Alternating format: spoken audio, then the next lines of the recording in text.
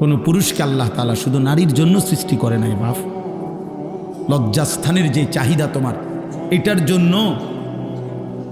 জন্য তুমি যদি রাত দিন শেষ করে দাও, আমি যদি একেবারে জঘন্য করে বলি, তাহলে বেটা তুই এই পরিমাণ কাপুরুষ, এটা পেশাবের রাস্তার কাছে তুই হারিয়ে গেলি। তোরে খোদাই বুঝি বানাইছে পেশাবের রাস্তার লেগে?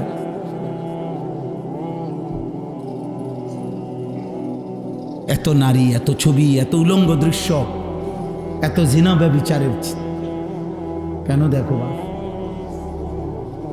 এত হাতের চাহিদা না, পায়ের চাহিদা না,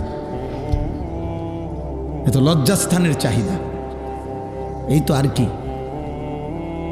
তাহলে এমন সুন্দর জীবন, এমন চোখ, নাক, কান, হাত, পাও, এমন সুন্দর হায়াত, এমন রাত, এমন দিন, এই সামান্য লজ্জাস্থানের চাহিদার জন্য নষ্ট করে দিলা?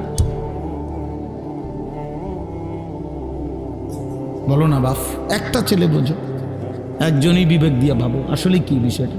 তুমি কি করতেছ আব্বা? তোমরা আসলে কি করছো?